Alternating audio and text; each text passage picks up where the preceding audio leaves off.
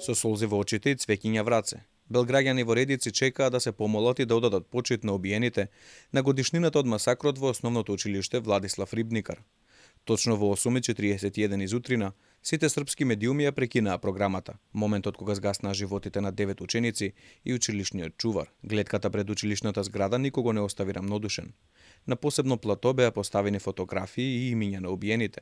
Пред нив свеќа запалија родителите, но и голем број граѓани, пријатели и роднини на жртвите, како и државни функционери.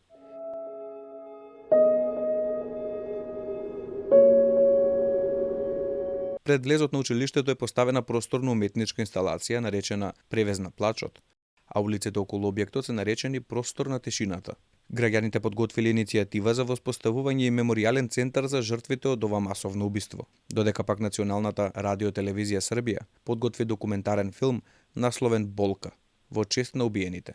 Трагичниот настан се случи лани, на 3 мај во утринските часови, кога 14-годишниот Коста Кецмановиќ, вооружен со пиштолот на татко му, започнал крвав поход против своите соученици, кои ги имал запишано на список. По убиствата повикал полиција и сам се пријавил. Тој не одговараше кривично, бидејќи делото го сторил како малолетник и засега се наоѓа на лекување во психијатриска болница. Против неговите родители пак, Владимир и Милјана Кецмановиќ, се поведени неколку кривични и граѓански постапки кои се во тек. За Балканот не бил непознат насилниот криминал, но масовните пукања се уште се ретки и никогаш претходно не се случуваа во училиште.